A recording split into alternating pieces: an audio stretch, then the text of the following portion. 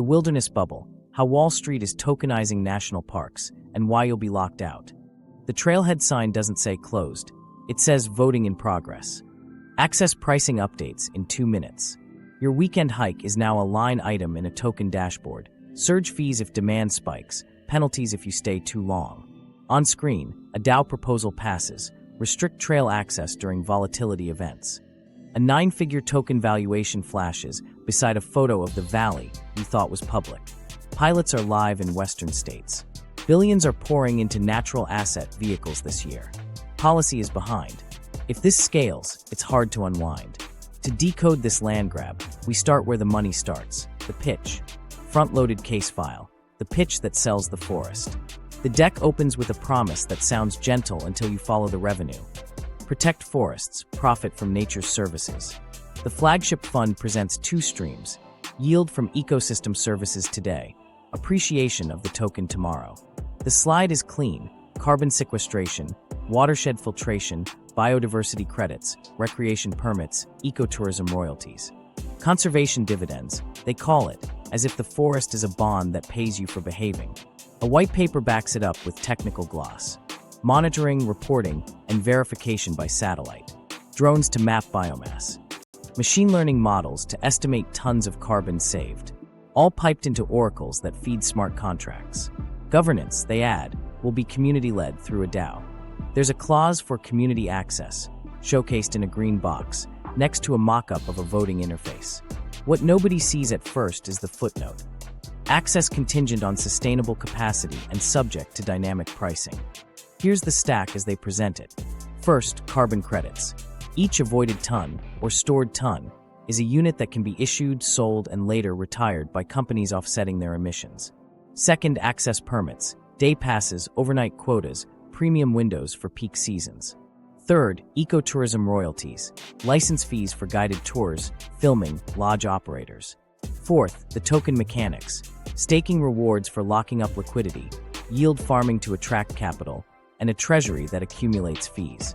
The beauty, they say, is that the forest stays untouched while the financial layer hums. Follow the stakeholders. At the center, fund managers who raise capital and structure the entities. Around them, validators who bless the data.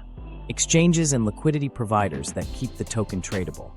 NGOs on the perimeter, offering credibility and local partnerships. Then a pipeline of consultants that write methodologies, auditors that certify claims, and market makers that shape price. The user-friendly front end shows a tree icon and a chart drifting up and to the right. The cap table, buried later, shows large allocations and vesting schedules, plus a governance council with special rights in emergencies. Now the fine print. Sustainable capacity isn't a fixed number. It's an adjustable parameter tied to market conditions. Dynamic pricing moves access costs in real time to manage demand.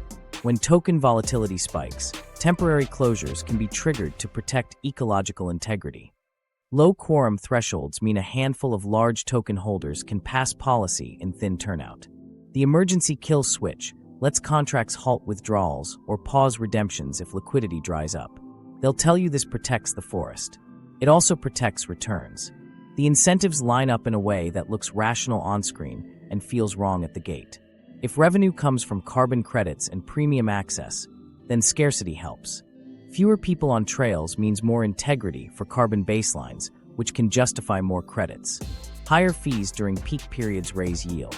Closures during price shocks stabilize the token. A chart in the appendix makes it plain. Projected returns improve as access tightens. They won't say it that bluntly, but the model does. Meanwhile, the MRV, the data that proves the forest is performing, becomes a dial. Who sets baseline deforestation risk? Who decides permanence risk, leakage discounts, biodiversity multipliers? The oracle is sold as neutral plumbing, but it's a choke point. Adjust the input assumptions by a few percentage points, and the issuance curve shifts millions of dollars. The white paper touts independent validators. The org chart shows they're contracted by the same ecosystem. Liquidity engineering is the next seduction. An automated market maker pools the token with a stable asset. Early stackers earn rewards, creating a floor of capital. Yield farmers chase those rewards, boosting volume. A buyback policy uses revenue to support price. Natural capital, now liquid, the tagline says. The effect is to lure speculative money with conservation as the brand.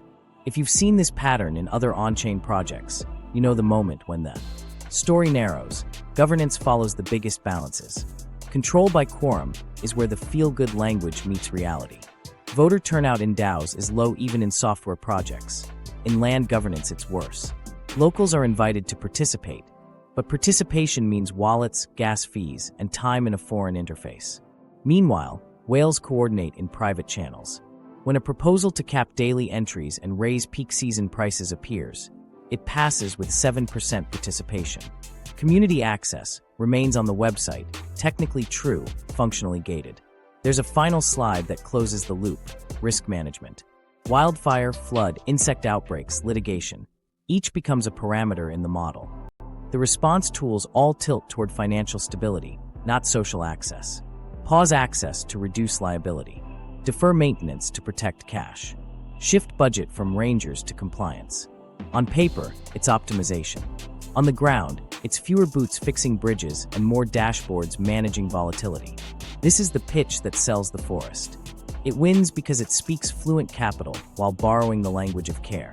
It offers upside with a conscience and wraps it in code. To understand how we got here, and why the numbers feel inevitable, we need to pull back. The story didn't start with tokens.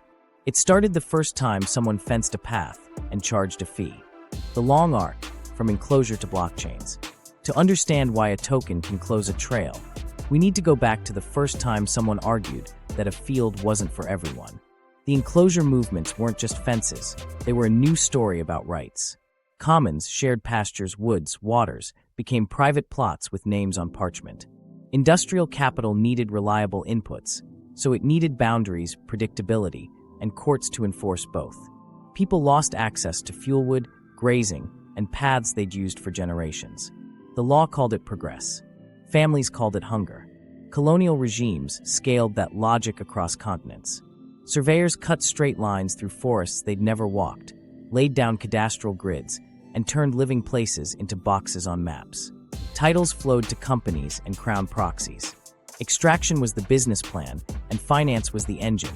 Charters, bonds, insurance, futures. Communities who'd managed land by seasons and stories met a ledger that demanded outputs on schedule. What nobody counted was the knowledge that died when the map erased the people. When extraction burned too hot, a new chapter turned the moral lens.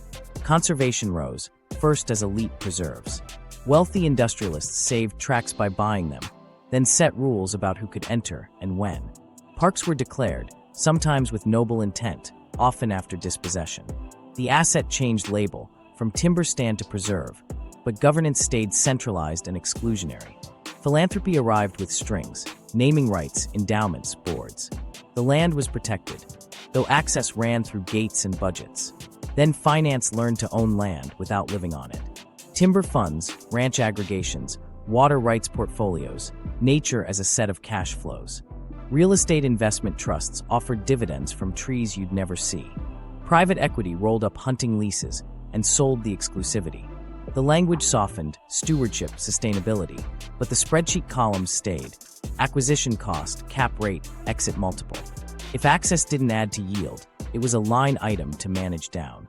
Digital networks added a twist. You could separate control from presence entirely. DeFi didn't invent this distance, it perfected it. The token is a claim that travels at the speed of a click. Liquidity is the selling point. No waiting for a buyer of a ranch when you can market a slice to anyone with a wallet. Governance becomes a voter turnout problem in a chat room. Stewardship becomes an oracle reading. Meanwhile, the place remains a place. A creek that floods, a trail that needs a bridge, a forest that burns if you misread the wind. There's an irony baked in. Digital scarcity. Those fixed token supplies and vesting schedules get their legitimacy from physical scarcity. The story only works if the forest is rare, the view is limited, the permits are capped. The code mints value because the land can't mint more of itself. So scarcity increases price. Price attracts capital. Capital demands protection. Protection often means fewer people, and fewer people justify more credits. We're back at a fence with better branding. This isn't a morality play with clean heroes. Governments underfund parks and outsource operations. Philanthropy stabilizes budgets, but concentrates voice. Communities want jobs and access, not lectures. Investors want predictable returns and reputations that survive headlines. When the carbon market appears, it promises a way to square the circle. Pay to keep trees standing, fund rangers, let companies meet targets, and let token holders stay liquid. The problem isn't the intention, it's the math that follows. Think about how the enclosure logic updates in software. In the 18th century, a hedge and a magistrate made a pasture private. In the 21st, a dashboard slider and a quorum make a valley scarce. The tool is new, the gesture is old. A resource used by many is redefined as an asset managed by few, justified by efficiency and measured in yields. The people closest to the land are invited to comment. The people closest to capital set the rules. There's another through line: risk. Enclosures manage the risk of crop failure by fencing out neighbors. Colonial titles manage the risk of capital loss by defining ownership in foreign courts. Conservation funds manage reputational risk by controlling access. DeFi protocols manage price risk by pausing withdrawals and tightening gates when volatility hits. Every era builds a mechanism to protect value. The question is whose value counts.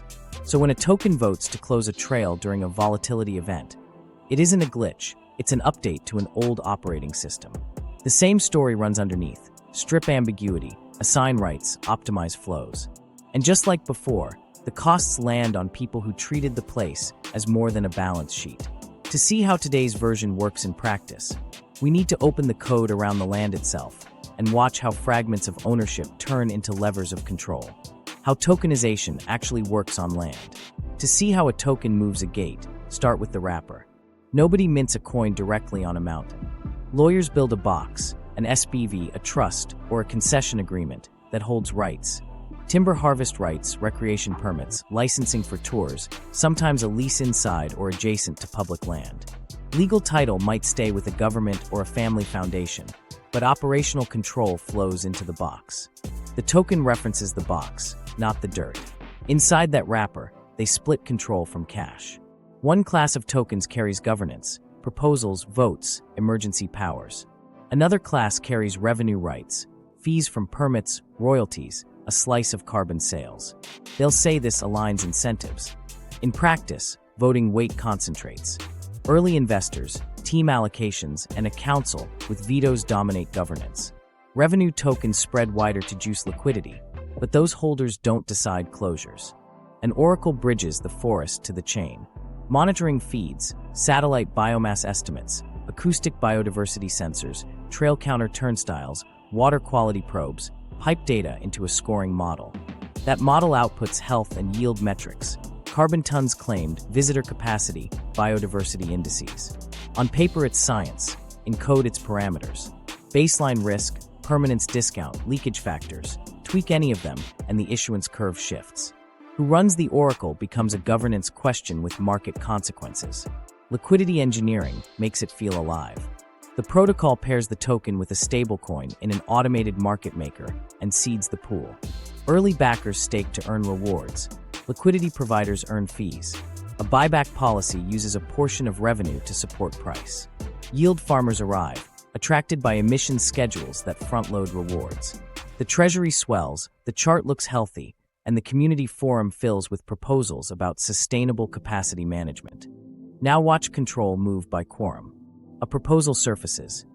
Introduce dynamic pricing to align visitation with ecological thresholds. The interface presents it as a slider. Raise peak season price bands, lower shoulder season limits. Participation is low. Most locals don't hold governance tokens. The whales vote yes. Smart contracts adjust permit prices in real time based on demand and a volatility index tied to the token itself. If price swings widen, capacity tightens. They call it a stability mechanism. At the trailhead, it's a closed gate on a sunny weekend. Emergency clauses sit under everything. The smart contracts include pause functions, halt redemptions, freeze revenue distributions, suspend new permits. The pretext is risk, fire danger, landslides, a flood. Those are real. But financial triggers sit alongside ecological ones. Drawdowns in liquidity pools, oracle disputes, slippage beyond thresholds. When any trigger hits, the council can pause. If the treasury is thin, Temporary closures stretch until the next token sale or credit issuance. Follow the money through a month. Carbon credits issue on a cadence set by the methodology. Brokers move them into pools. Some are bridged on-chain and fractionalized. Access fees flow from a reservation system into the wrapper, then into the treasury. Royalties from guided trips and film permits arrive quarterly. The protocol schemes a percentage for buybacks. Stackers claim rewards. Governance token holders vote to allocate a budget. Compliance gets funded, trail crews wait. The legal structure keeps the token clean and the asset off-chain.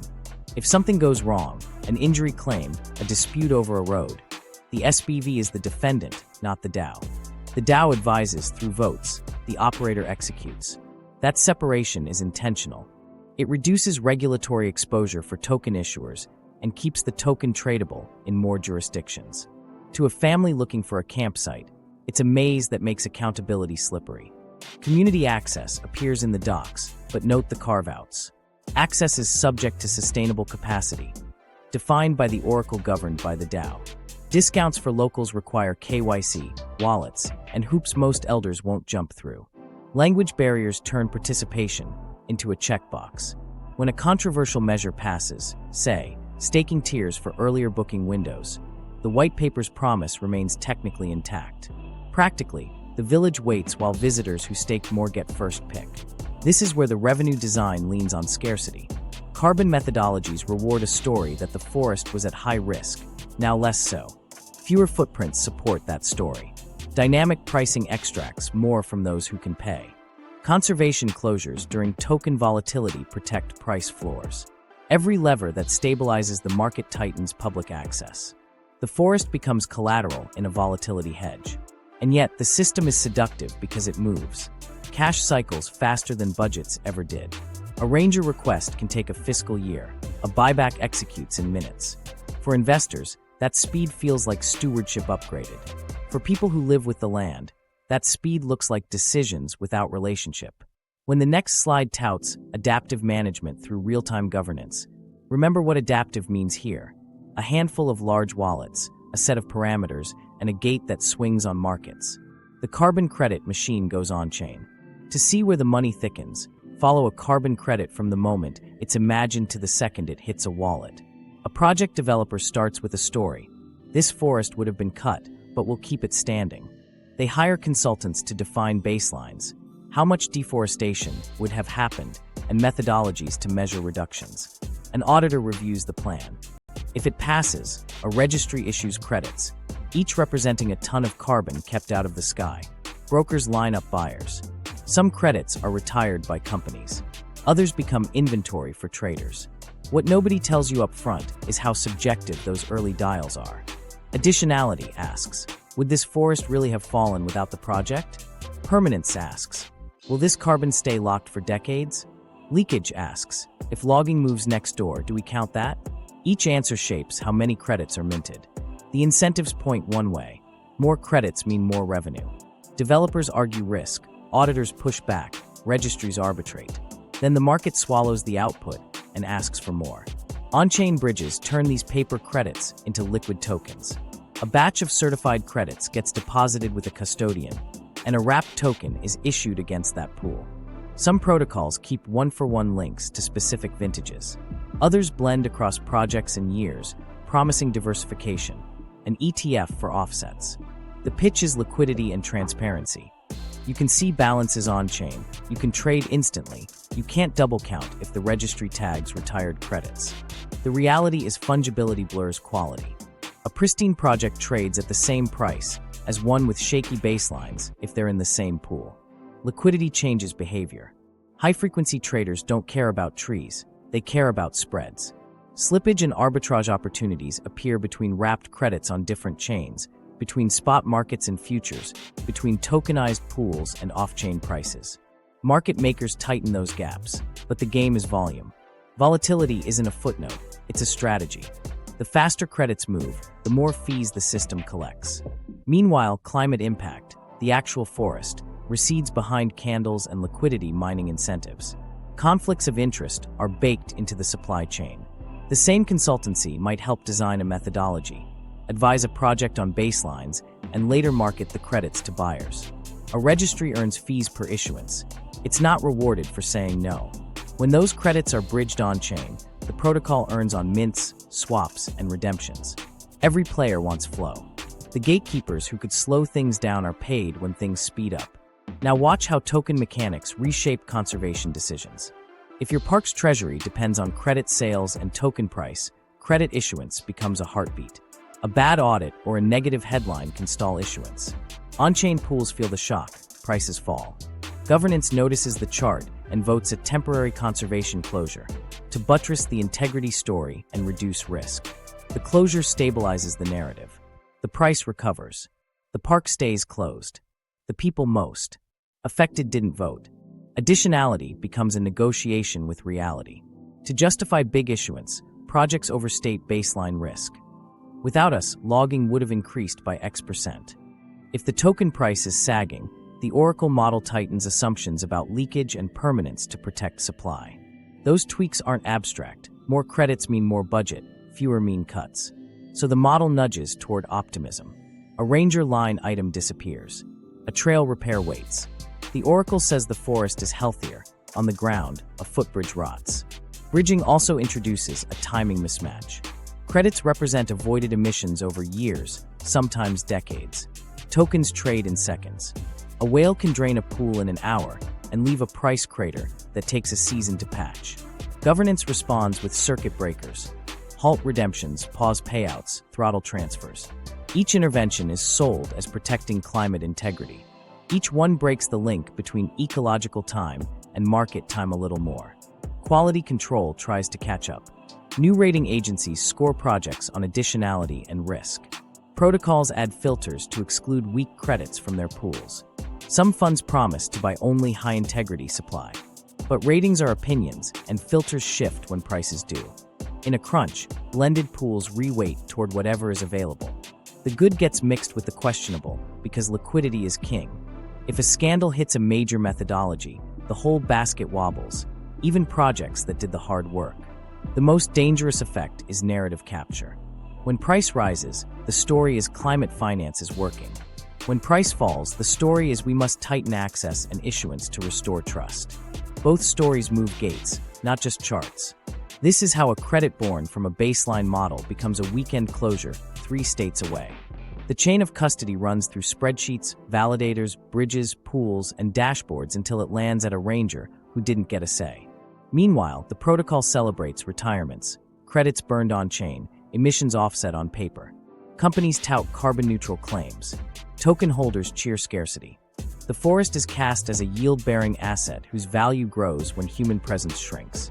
You can call that conservation. You can also call it a market design that profits from distance. The next time a proposal pops up to stabilize a pool with stricter visitation caps, remember the path that started with a promise, passed through a bridge, and ended at a locked gate. Case file: the controversy, promises versus people. While the carbon machine hums, go to a forest where the numbers met people with names. Southern Cardamom, Cambodia. The brochure language promised high-integrity climate finance and co-benefits for communities. The indigenous Chong asked a simpler question: who gets to decide how we live on our land? Start with the calendar. The project clock begins in January 2015. Consultants draft baselines and land use models. Patrols expand. Permits harden. The first formal consultation with the Chong doesn't happen until August 2017, 31 months later. In the gap, rules arrive before conversation. Access routes shrink. Old gardens become encroachment. The ledger calls it protection. The village calls it absence. Daily life turns risky. Subsistence foraging, bamboo shoots, mushrooms, resin tapping, faces new restrictions. Small plots for rice and cassava are reclassified. Rangers and military police conduct sweeps. Arrests follow. Detainees include people carrying machetes and baskets, the tools of living. Some spend months in detention. The message is clear without a press release. Your customs are trespass under our model. Money moves anyway. Credits issue. Brokers sell. Public figures later tally more than $18 million in carbon credits associated with the project over time, with minimal to zero binding benefit agreements enforceable by the Chong. Community development funds are promised, but the mechanisms are vague. The registry entries show issuance. Villagers see workshops and sporadic aid, not a durable share. Auditors raise concerns. Methodology questions surface, baselines, additionality, permanence. A verification flags weaknesses. Despite warnings, issuance continues across multiple periods, climbing toward tens of millions of credits. Over 27 million across the broader system linked to this family of projects before suspensions hit parts of the pipeline under scrutiny. The registry later pauses new issuances in June 2023 amid external pressure, but credits already sold don't unsell. Money doesn't rewind. Here's where the on-chain echo appears. As credits from projects like this get bridged into token pools, volume outruns verification. Liquidity arrives faster than nuance. Prices spike and dip. In governance forums tied to access policy elsewhere, temporary closures become a stabilizing tool, tighten visitation to signal integrity when markets wobble. A tactic born in one forest's rulebook migrates into a protocol's default.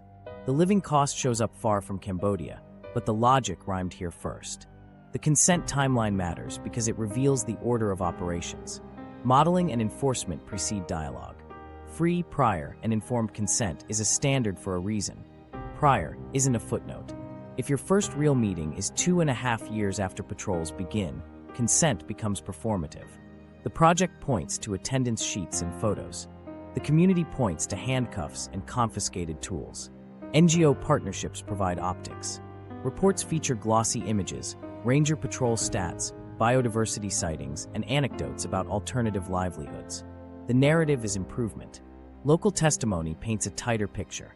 Kitchens without fuelwood, elders afraid of forest paths, teenagers leaving for factory shifts because the forest no longer forgives mistakes. Two stories sit side by side, but only one taps capital at scale. Jurisdiction fog shields decision-makers. The project company sits in one legal shell, implementing partners in another. Enforcement authority overlaps with state power. Token holders, if credits are bridged and pooled, are dispersed across borders. When harm is alleged, where do you file the claim? The mountain of contracts routes accountability through entities with narrow duties. The DAO, if involved, is advisory. The operator executes within law. Each points to someone else. Meanwhile, governance slides toward conservation by exclusion. Patrol metrics, kilometers walked, snares removed, arrests made, become success indicators. They're tangible, fundable, and easy to graph. What doesn't graph neatly is the erosion of a subsistence economy built on careful use. The Chong know where to cut and where to skip because their grandparents told them. The methodology knows risk bands and buffers. One is a relationship, the other is a model. When scrutiny intensifies, reputations adapt. Rebrands happen. New partnerships surface. Methodology updates promise stronger baselines. Credits relist under different wrappers. The cycle repeats because the incentives didn't change. Issuance pays, flow sustains platforms, and demand rises with corporate climate pledges. Lessons learned slide decks appear, but they sit next to growth targets. Ask a Chong elder what changed. You'll hear about a forest that became checkpoints and paperwork. Ask the funder what changed. You'll hear about stronger protection and global climate benefits. Both can be true in pieces. The missing piece is governance that binds benefits to consent with teeth. Not a brochure clause, but a contract that fails if the community says no, and a market that respects the failure. Now connect this to the gate you passed last summer. The habit here, tighten rules to stabilize a financial story, travels well. It crosses borders faster than consent. If you design a system where price signals trigger closures, where issuance schedules dictate budgets, where auditors warn but volume wins, you'll reproduce this pattern wherever the protocol touches land. This isn't an indictment of every conservation project or every credit. It's a case file showing what incentives do when they're stronger than rights. The lesson isn't abstract. If the next frontier is tokenized access to places you assumed were public, look hard at who speaks first, who benefits early, and who bears the risk when numbers get revised. Expert bench, what the incentives really do. From the Cambodia file to your local trailhead, the pattern is incentives first, rights later. So we pulled 4 people into the same conversation: a philosopher, a protocol engineer, a land lawyer, and a regulator. Then asked a practitioner to lay down fixes that might actually bite. The environmental ethicist starts with language.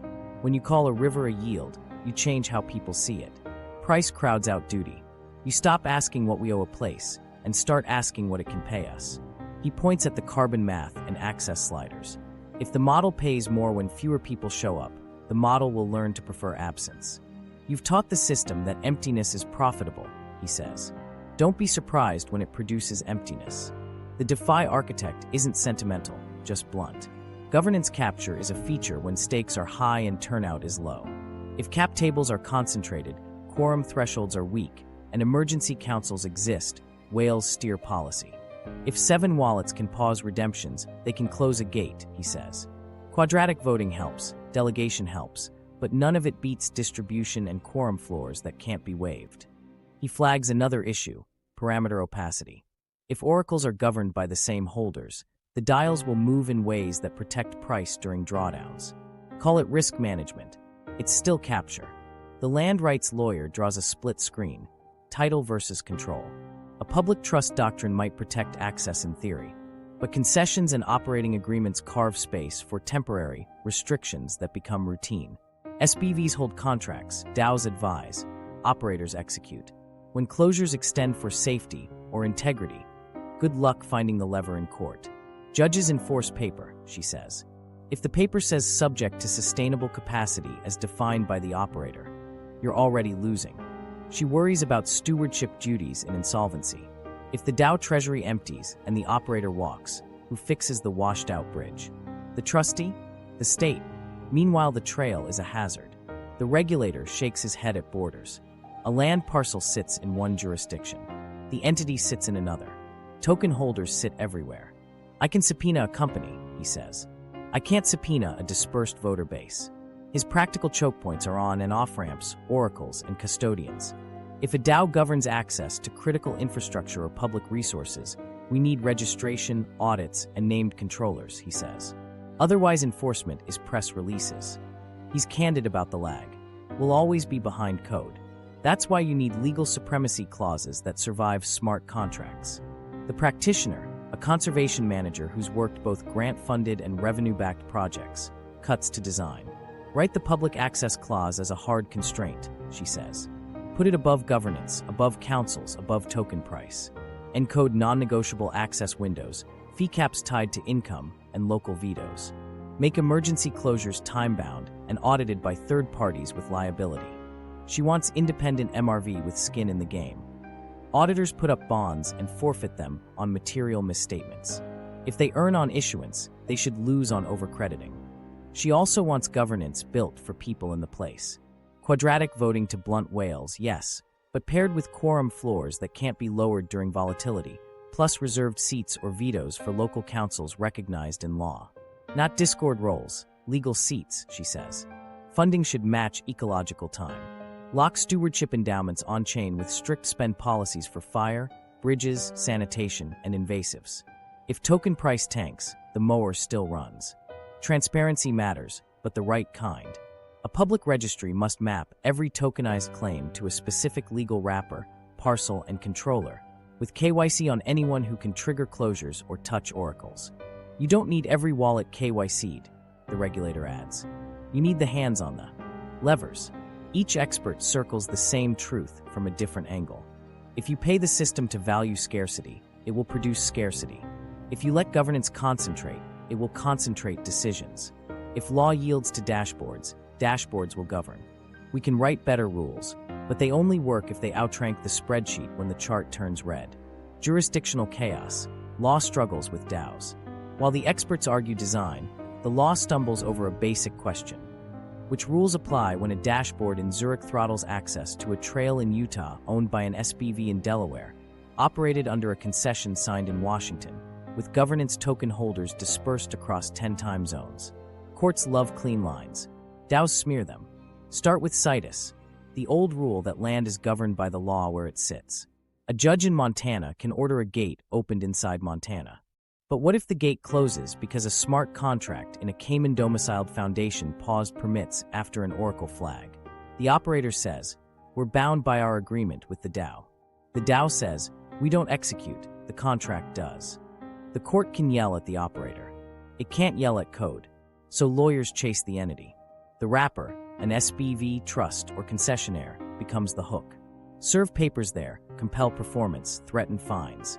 But those papers run into subject to sustainable capacity as defined by the operator. And the operator points to a governance vote and risk policy. You can force a company to ignore its own dashboard. You can't force a blockchain to update its state. That mismatch breeds delays, and delays harden closures into seasons missed. Enforcement gets practical at choke points. Oracles are human. Someone controls the keys that feed data. A court can order the oracle provider to revert a parameter or unfreeze a flag. Now you've turned a data vendor into a quasi-regulator with liability. Expect vendors to route themselves through favorable jurisdictions or disclaim control entirely. We only publish, we don't decide. Meanwhile, the pause function sits one abstraction away, waiting for the next trigger. Park agencies face their own bind. Concessions near or within public land are already a labyrinth of duties. Visitor services, maintenance, emergency response. Add a token wrapper, and you've imported a shadow policymaker. Agencies can write clauses that forbid external governance over access.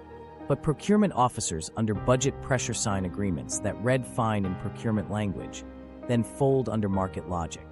A pilot reservation system becomes a token-gated permit calendar with surge pricing justified by capacity alignment. Cross-border makes AML and KYC look quaint. When anonymous wallets vote to restrict access to a watershed feeding a metro area, who do you examine? Exchanges can KYC at on-ramps, but the wallets that matter may have never touched a regulated platform. If your only lever is to sanction addresses, you're now threatening to strand a resource because you can't name a person. The blowback lands on locals, not whales. Insolvency is the ghost no one wants to see. The DAO treasury empties after a market drawdown. The wrapper is solvent on paper but illiquid. Contractors go unpaid. Trails degrade. Fire season arrives. Who owes a duty to clear fuels? The concession says commercial impracticability. The DAO can't raise quorum. The state steps in with emergency crews and picks up costs, then sues a shell that can't pay. You've privatized the upside and socialized the hazard. Regulators try to sketch lines around critical assets. If a DAO governs access to public trust resources, it must register, disclose controllers, and maintain insured reserves. That sounds sensible until you realize most DAOs claim to be advisory to an off-chain operator. The operator claims compliance while letting token votes drive recommendations that are always adopted. You can pierce that veil, but only after harm. In the meantime, dashboards keep deciding. There's also the problem of remedies that don't map. A court can award damages for wrongful closure. Try paying that to thousands of would-be visitors who didn't hike. A judge can order specific performance to reopen access. The DAO votes to reclose during volatility, citing ecological risk and fiduciary duty to token holders. The operator is whipsawed between contempt of court and breach of contract. The only clean fix is paper that outranks the dashboard. Legal supremacy clauses that invalidate any governance outcome limiting baseline access beyond narrow, audited emergencies. Agencies can learn. Require named human controllers for oracles and pause keys, domiciled in the land's jurisdiction. Demand escrowed stewardship endowments that can't be drained by market events. Bar concessionaires from delegating access decisions to unregistered foreign entities, including DAOs. Tie renewals to demonstrated compliance with public access floors, not just financial performance. But remember the speed gap. Law moves in months and years. Tokens move in blocks. That's why the next battle will be over interfaces. If the reservation system is the gate, write the rules into that code with legal force. Fee caps, open windows, local quotas, emergency timers that auto-expire unless a court extends them. Put the defaults on the side of the hiker, not the volatility index. Power dynamics, from stewards to token holders. While courts argue jurisdiction, power has already shifted from people with mud on their boots to people with dashboards on their desks. Rangers, trail crews, and tribal councils used to argue over seasons and safety. Now proposals and parameters set the tone. The decision horizon shrinks from years to the next epoch of price volatility. You feel it first in how time itself gets valued. Ecology runs on slow clocks. Forests need decades to build fuel mosaics that make fire behave. Crews plan burns in shoulder seasons when humidity and wind give you a safe window. Token treasuries run on quarterly updates and weekly liquidity reports. When a treasury is thin and price is choppy, prescribed fire looks like risk, not resilience. It's a cost with PR baggage. A vote delays the burn. The window closes. Summer comes hotter. The same DAO that paused access for safety faces a bigger, meaner fire because the fuel stayed. Closures become the go-to because they price well. Shut a trail, and the liability line drops instantly. New signage is cheaper than new bridges. The maintenance backlog, infrastructure that matters when storms hit, turns into a spreadsheet of deferrals. Bridge replacements slide to next quarter. Campground drain fields wait. Composting toilets go unpumped until peak season forces a scramble. In a normal agency budget, these are line items with pride attached. We rebuilt that crossing. In token land, their yield drags until a crisis reframes them as emergency spend. Now zoom into a microstory. A seasonal ranger in his 4th year walks a creek crossing flagged as hazardous. Planks are soft, handrails loose. He files a work order and a risk note. The operator logs it. The DAO Treasury vote funds compliance audits instead, citing market conditions. 2 weeks later, a storm swells the creek. Access is paused for safety. The work order gathers dust. The dashboard posts a stability update. Nobody meant harm. Everyone followed incentives. Grazing rights and trail maintenance tell a similar story. In mixed-use landscapes, cattle keep fuels low in shoulder seasons. But grazing requires coordination and fence upkeep, and it complicates visitor optics. A token forum tends to see clean, singular narratives. No grazing reads as more natural, and it tidies the oracle inputs. Fuels build. The next fire burns hotter. Trail crews, already thin, spend their days cutting downfall instead of brushing and drainage. Each deferred cut becomes a bigger job later, which looks even worse on a quarterly chart. Water crossings and culverts are boring until they're not. A blocked culvert reroutes a stream down a trail, turns switchbacks into gullies, and eats a hillside in one storm. Fixes require excavation, permits, and money. A treasury hunting yield won't allocate until the washout forces a closure that threatens the integrity story. Then the money arrives, not because stewardship won the argument, but because price stability did. You've inverted who calls the question. Community governance sounds good in decks. In practice, low turnout and language barriers tilt the table. Local meetings run in 2 tongues, votes run in code. Wallet setup is a class. Gas fees are a tax on time. A fisherman with rights on the river isn't going to spend a Saturday learning multisig just to argue for spring flows. Meanwhile, a whale bundles votes with a delegation plugin. A policy passes that shifts booking windows earlier for stackers. Locals who work weekends get leftovers. Microstories keep stacking. A trail association offers to supply volunteer crews if materials are covered. The operator loves it. The DAO wants a pilot tied to engagement metrics and a badge system on-chain. Materials sit in procurement while a bounty page gets designed. Volunteers cool off. By the time funds arrive, the weather's wrong and the crew leader took a job elsewhere. The interface captured goodwill and returned lag. Liability avoidance creeps into fire. Agencies accept controlled risk because they know uncontrolled fire is worse. Token holders see headlines. If a prescribed burn escapes, the token dips. Proposals emerge to replace burns with mechanical thinning only. It photographs cleaner, produces stackable carbon stories, and leaves pockets of ladder fuels that still demand fire. Without the second step, you're storing risk. But the curve looks good this quarter. Sanitation gets squeezed quietly. Pumping vault toilets, hauling trash from trailheads, staffing bear-proof stations. None of. It shows up in a natural capital growth dashboard, but it decides whether a place feels cared for. When fees spike to manage demand, visitors expect spotless facilities. Understaffed crews can't keep up.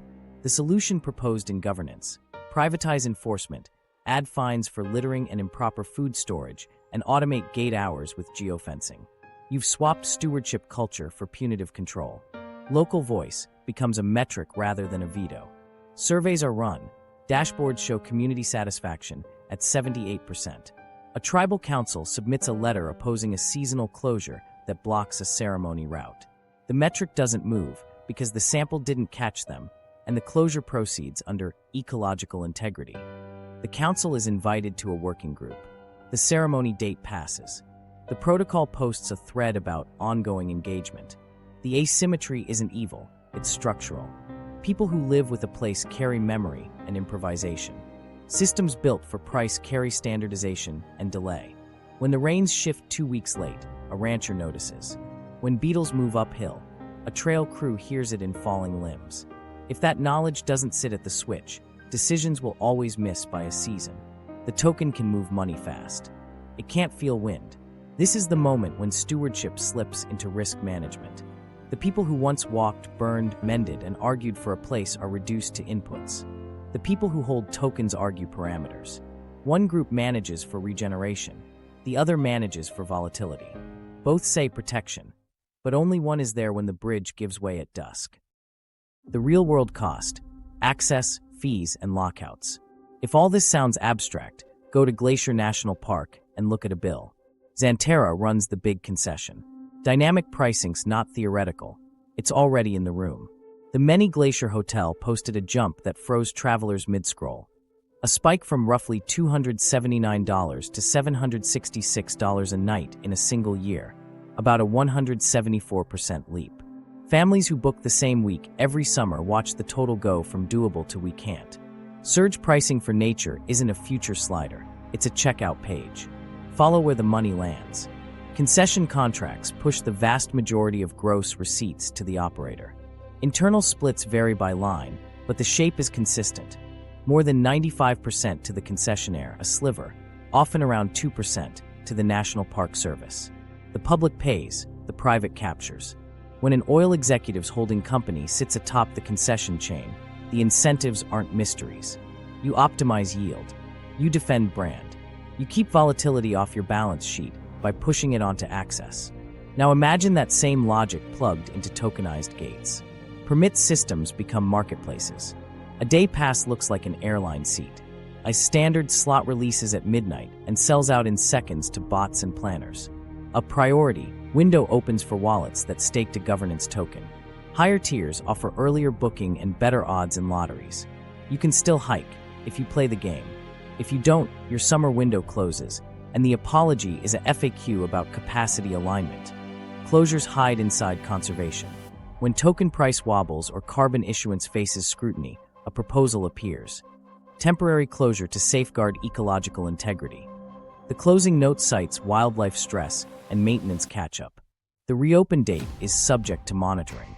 Weeks stretch. The stability update posts. The token recovers. The trail stays shut. Each extension has a reason, but the pattern is financial. You remove human variability to support the story that keeps revenue flowing. Enforcement shifts from rangers with radios to contractors with software.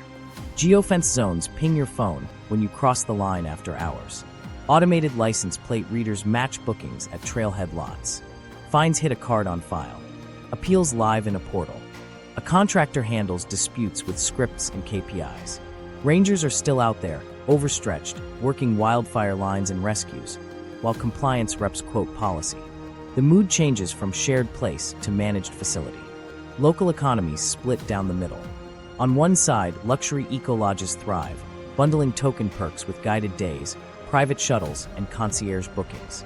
On the other, public campgrounds limp along with aging loops, broken fixtures, and staff who rotate out because seasonal wages can't touch rent.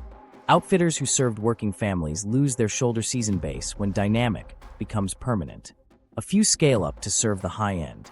The rest hang on until a storm washes out a key bridge and their year turns. Here's a micro-story. A teacher from Billings plans a 3-day backpack with her sister. They've done it every other year since college. This time, the permit lottery lives behind a token gate. She doesn't stake. She can't tie up cash. She applies in the general window and loses. A last-minute drop market exists, but bots eat those in seconds. She books a motel 2 towns over and day hikes instead. It's still beautiful. It's not the trip. On the drive home, she asks what changed. The answer isn't a single villain. It's a stack that turned a trail into a product. Price caps get proposed and diluted. A fee ceiling tied to median local income would keep day use reachable. The governance forum supports the idea, then exempts peak weeks, then layers congestion surcharges, then introduces a conservation contribution that defaults on at checkout. The average ticket rises while the headline cap stays technically intact. The operator points to maintenance needs and wildfire costs. Both are real. The split still sends the gain where it always does. During volatility, safety becomes a flexible tool. A red flag fire day justifies closures. Everyone nods. A week later, the index drops. The gates remain shut under trail stabilization.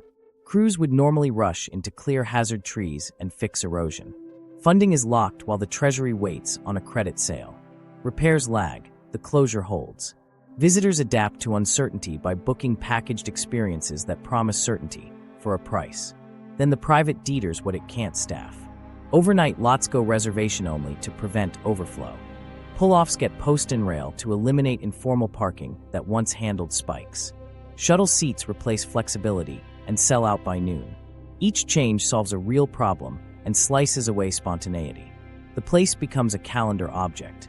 The people who live within an hour, the ones who slip out after work for an evening view, lose first. All of this lands hardest on those who treat parks as their affordable vacation, their kids' classroom, their sanity valve. When a single hotel night triples, when a permit becomes a speculative asset, when conservation closure stretches without appeal, you get a quiet exodus. People stay home. They find a creek that isn't famous.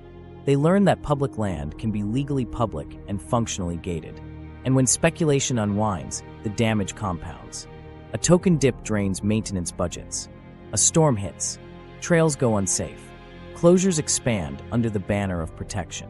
Operators cut seasonal staff because revenue fell. The people who can pay step into helicopter tours and private access. The rest watch the mountains from a turnout and scroll the posts from a lodge deck they'll never see. When the bubble pops, the DeFi crash scenario. The same dashboard that raised prices and tightened gates starts flashing red. Liquidity drains from the pool as a whale exits. The governance token slips, then slides. A buyback policy kicks in, but the treasury's thin after a quarter of stability interventions. The council triggers a pause, halt redemptions, suspend distributions, freeze new permits. In an instant, maintenance budgets vanish. Trail crews who were waiting on a parts order get an email. Hold off. The work orders don't disappear. They wait in a queue that assumes a rebound. Orphaned assets appear within weeks. The SBV is intact on paper, but the operator defers everything that isn't an emergency. Boardwalk planks at the marsh rot. A backcountry bridge loses a stringer and tilts. The contractor who was set to pour footings doesn't show. An invoice went unpaid last time, and he's taking retail jobs that pay same day. A ranger reroutes hikers into a longer switchback that cuts across a slope weeps dirt at the first rain. The new line wasn't planned, it's triage. Fire season doesn't wait for treasuries. Fuels that should have been reduced in spring sit heavy after a wet winter. A lightning storm throws strikes across a ridge. Normally, a prescribed burn would have created a buffer. Instead, crews are understaffed. The operator avoids authorizing a risky backburn because if it escapes, the token dips further. They opt for closures. For safety, the sign says. The valley goes quiet as smoke drifts in. People think caution. The fire thinks opportunity. A week later, wind picks up. What could have been a low, cool fire takes the crowns. Legal limbo spreads like the smoke. Title is clear, control is murky. The DAO's pause remains in place. The operator says it can't reopen access without violating a risk policy tied to covenants embedded in the token docs. The state issues an emergency order to clear hazard trees and reopen a corridor for evacuations if needed. Crews roll in under the order. The operator's council sends a letter reserving rights. Nobody wants a fight while chainsaws run, but the fight's already there in the paperwork. Social blowback starts at the trailhead and moves to town halls. Locals who've watched closures stretch for months show up angry. A retired teacher questions why a token vote in another time zone can override fire crews here. A rancher says gates on old service roads trapped cattle during the first days of smoke. A young guide who pivoted to private clients to survive dynamic pricing defends the operator. Her season depends on them. The room splits along lines of dependence and resentment. Online, the story simplifies to villains. Hashtags call it a scam. Investigations trace shell entities and show screenshots of proposals to stabilize pools with conservation closures. A few users post addresses of executives. The operator tightens security. Rangers, who didn't design any of this, deal with vandalized kiosks and cut chains. Vigilantism rises on both sides. Some people remove barriers to get to traditional spots. Others form volunteer patrols to protect closures. Confrontations follow. The place absorbs a conflict it didn't ask for. Markets don't care about nuance. With volume gone, the token trades like a thin altcoin. One bad headline knocks it 30% in an afternoon. A rumor about insolvency hits a forum. Liquidity providers pull. Oracles dispute a parameter. The bridge pauses redemptions. Holders scream for action. The council posts a plan. Sell a future stream of access fees at a discount. Pledge the next batch of carbon credits as collateral. And lay off seasonal staff. The proposal passes. Short-term cash arrives. Long-term obligations harden. Next year's budget is already mortgaged. The crash exposes fragility in other places too. Contracts with shuttle providers include minimums. With visitation down, penalties kick in. Insurance premiums jump after a season of closures and one big fire. The concessionaire raises prices to cover, arguing cost recovery. The park looks even more exclusionary right when the public most needs a reason to believe in it. Every price hike chases fewer. Customers in a feedback loop that ends with empty rooms and a hollowed shoulder season. Meanwhile, the carbon pipeline seizes. A methodology under review gets a negative assessment. Credit issuance stalls. Projects depending on that flow cut patrols and monitoring. A poaching incident makes news, feeding a narrative that conservation finance failed. The on-chain pools bleed. Protocols add stricter allow lists and talk about rebuilding trust. The ground truth is less polished. Roads wash out, culverts fail, and crews that should be cutting ladder fuels are plugging leaks in pit toilets because nobody else is left to do it. Regulators arrive late and loud. A state AG announces a probe into deceptive governance and unlawful delegation of access decisions. Subpoenas go to the operator, the oracle provider, and the foundation behind the DAO. The DAO posts a statement about decentralization and claims it advises, doesn't control. The operator points to risk policies adopted by community vote. The AG asks a simple question. Who can open the gate? The answers multiply until they look like excuses. There's a way out, but it isn't clean. Emergency appropriations fund basic safety. Hazard tree work, culverts, signage. A temporary management order freezes token-triggered closures and sets fixed public access windows, enforced by the state. Courts bless the order as necessary under police powers. The DAO sputters, then pivots to a narrower role. Funding trail work under supervision, no access controls. Holders rage in forums, some sue. On the ground, crews return slowly. When a bubble pops in code, it leaves dents in dirt. The recovery isn't a chart, it's a season of patient work. Mending, clearing, burning in the right weather, rebuilding trust one unlocked gate at a time. The numbers won't show it, but people will feel when the place breathes again. The philosophical thread. What finance does to meaning. We've walked the mechanics, tokens, credits, gates. Now step back and ask what all this does to our sense of a place.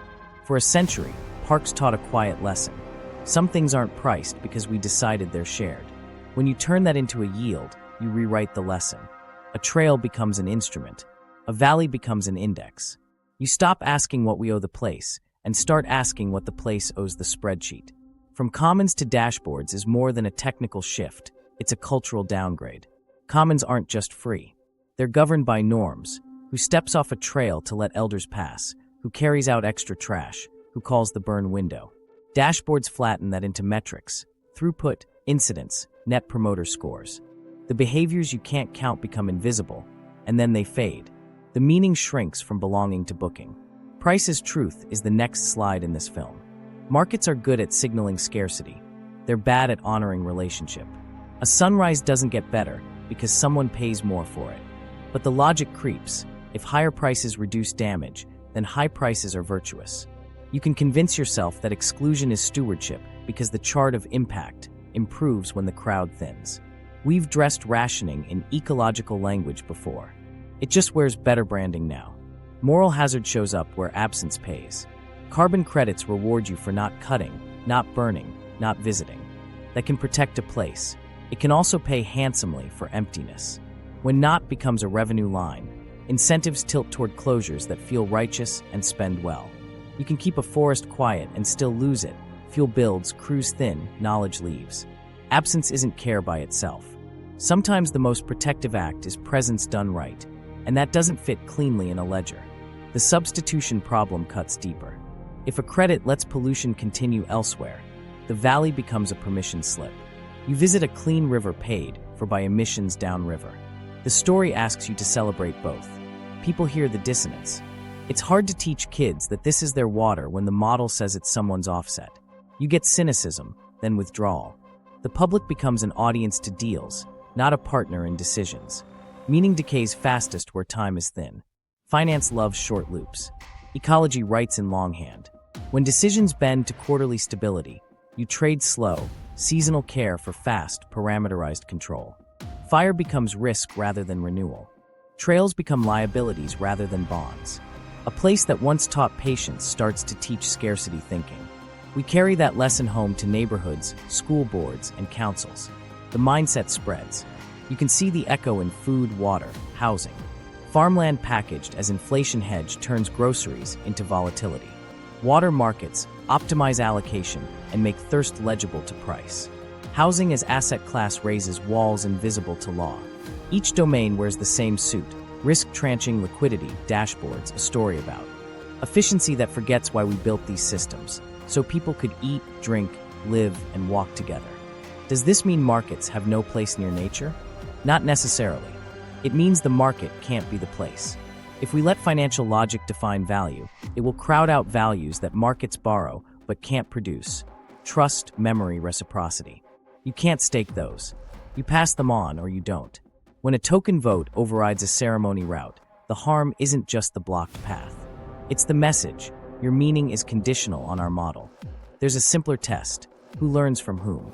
In a healthy order, models learn from stewards, and stewards answer to communities.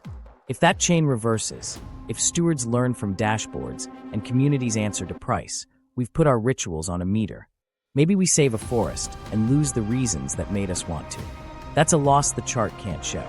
Guardrails that could matter, if we insist. If the market's going to sit near the trailhead, it needs a leash that holds in a storm. Start with the non-negotiable, hard-coded public access clauses that outrank governance. Write them into the concession, the SPV charter, and the smart contracts that touch permits. Baseline access floors, days, hours, fee caps become legal constraints that no vote can waive. Emergency closures exist, but they're narrow, audited, and time-bound by default. If the clock runs out, gates reopen unless a court extends the order. Put the burden on those who want to keep you out. Independent MRV has to carry liability, not just logos. If auditors earn on issuance, they should post downside bonds that pay communities and agencies when overcrediting is discovered. Tie bond size to issuance volume and risk class. If a methodology miscounts, the rating agency that blessed it shares the loss. Put insurers in the loop with deductibles that get cheaper when local stewards sign off on ground truth. Suddenly integrity has cash behind it. Governance needs real anti-whale teeth. Quadratic voting is a start, but it's theater without distribution. Cap cumulative voting power per identity. Require on-chain proof of personhood with privacy tech, and enforce quorum floors that can't be lowered during volatility. Reserve legal seats, veto power, not advisory, for local councils, tribes, and agency representatives. Make those seats non-transferable, non-dilutable, and compensated so people can show up. A veto that can be bought isn't a veto. Local vetoes only matter if the map is honest. Build transparent registries that tie every token to a legal wrapper, parcel ID, and named controllers. The registry should show who holds PAWS keys, who operates the oracle, who can change parameters, and where each entity is domiciled. KYC the hands on the levers, not every passerby. If a temporary closure is proposed, the registry auto-notifies stakeholders who have standing to contest it. Give them rapid administrative review with teeth. An independent arbiter who can unpause and levy penalties. Money has to match ecological time. Lock stewardship endowments on-chain with narrow spend policies. Fuels reduction, bridges, culverts, sanitation, invasive removal. Treat them like perpetual funds with smoothing rules, so a bad quarter doesn't kill a burn plan. For every dollar emitted to buy back tokens, require a dollar to flow to the endowment. If the market calls for stability interventions, the forest gets one too. That symmetry prevents austerity for the land while the treasury props up a chart. We also need breaks that fail open. Encode emergency timers into smart contracts that control permits. Closures auto-expire unless renewed with supermajority votes that include local veto seats. No rolling 7-day extensions that turn into seasons. Tie early reopen decisions to independent conditions. A moisture index, a wind forecast, a certified hazard sweep, reported by an auditor who risks their bond for misstatements.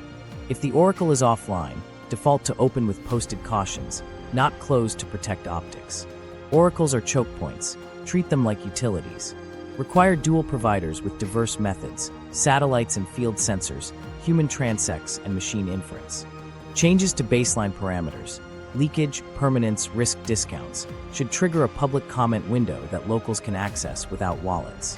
Pauses based on financial triggers must be labeled as such, distinct from ecological closures, and they should carry automatic fee reductions during the window. If finance drives a gate, finance eats the cost. On-ramps and interfaces are where people meet rules. Write fee caps into reservation code. Index day use prices to median local income and CPI, with hard ceilings that peak weeks can't breach. No conservation contributions that default on. Publish all fees in a single plain language schedule, audited annually. Guarantee open windows for locals. Bookable with ID at ranger stations and libraries, no staking required. Make the easy path the public path. Sunset provisions keep experiments from becoming constitutions. Every tokenized access scheme should expire unless reauthorized by a triple lock. Local vote, agency review, and an independent audit that certifies outcomes met. Ecological health, access equity, safety. No reauthorization, no renewal. Force proponents to show work, not vibes. If they promise community co-benefits, require verifiable transfers to named funds under community control, with clawbacks when delivery lags. Enforcement needs humans again. Replace faceless portals with an ombuds office, funded by the protocol, independent in law, with power to reverse fines, reopen appeal windows, and order interim access during disputes. Contractors can handle tickets. Only public-facing, accountable officers should decide closures. Make the culture visible. Publish monthly stewardship reports. Burn windows executed, bridges fixed, culverts cleared, signed by crews, not just posted by accounts. Finally, regulate the delegation. Ban concessionaires from outsourcing access decisions to unregistered foreign entities. If a DAO influences access, it registers, names controllers, holds insured reserves, and accepts service of process in the land's jurisdiction. Write supremacy clauses that void any governance outcome that restricts baseline access beyond audited emergencies. If the token can't live with those terms, it shouldn't live at the gate. None of this is glamorous. It's paperwork, thresholds, timers, and bonds.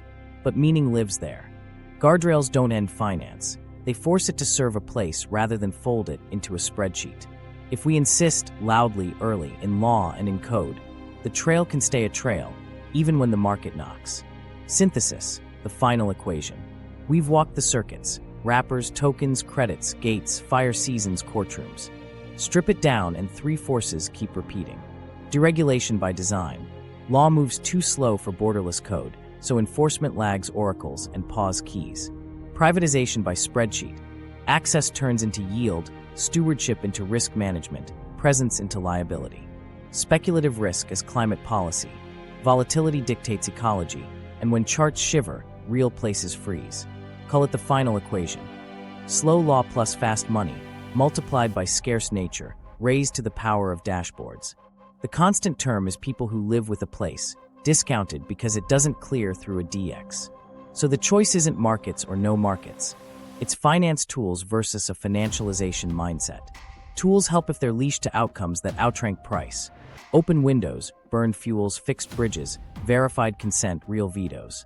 The mindset warps everything it touches, turns a ceremony path into congestion, a burn plan into PR risk, a ranger's work order into yield drag. If you let it set definitions, it will call exclusion stability and closures integrity. What to watch next isn't theory, it's paperwork and proposals. Watch concession auctions and RFP language for capacity alignment, reservation pilots, and third-party governance. Those phrases signal the gate is moving toward a dashboard. Watch DAO proposals that touch access, dynamic pricing bands, emergency pause expansions, staking tiers for booking windows. They sound technical. They are policy. Watch carbon standards and methodology rewrites, especially baseline and permanent styles. Issuance curves will steer budgets that steer closures. Watch MRV governance, who runs oracles, who holds keys, who posts bonds. Then track the money map. Who owns the concessionaire? Who holds the wrapper? Which exchanges and liquidity providers sit in the cap table? If the ownership stack ties back to yield-hungry funds, assume pressure to stabilize charts will beat pressure to reopen gates. If a token treasury starts subsidizing price with stability interventions, ask where the matching stewardship dollars went. The symmetry test catches rot fast. Your personal stake is close to home. It's your trail on a Tuesday evening, your kid's first river crossing, your parents' favorite overlook. It's whether a weekend plan depends on a forum's volatility index. Tokenizers will sell it as modernization. If the defaults advantage people who can stake and schedule a quarter ahead, you'll feel it in small, cumulative exclusions that add up to a quiet goodbye. The counterweight is boring on purpose. Legal supremacy clauses, endowments, quorum floors, local vetoes, bonded MRV, clear fee caps, open windows that don't need wallets. If these are in the documents and in the code, finance can sit at the trailhead without owning it. We've watched similar financialization play out in farmland. Prices decoupling from yields, securitized ownership, and speculative loops that ripple straight into grocery bills. So the warning lights here aren't hypothetical. If they're missing, the equation solves the same way every time. Thin visitation, higher prices, brittle systems, and a place that belongs to fewer people each season. A borderless market is quietly rewriting the rules of the places that taught us what rules mean. If you want sunlight on every token that touches land, subscribe now, because access is being repriced in real time, and we're tracking the levers and the contracts. Watch our deep dives on water and farmland next to see how this spreads across what you drink and what you eat. Share this with someone who hikes those trails and someone who writes those contracts. The next gate that swings on a dashboard might be yours.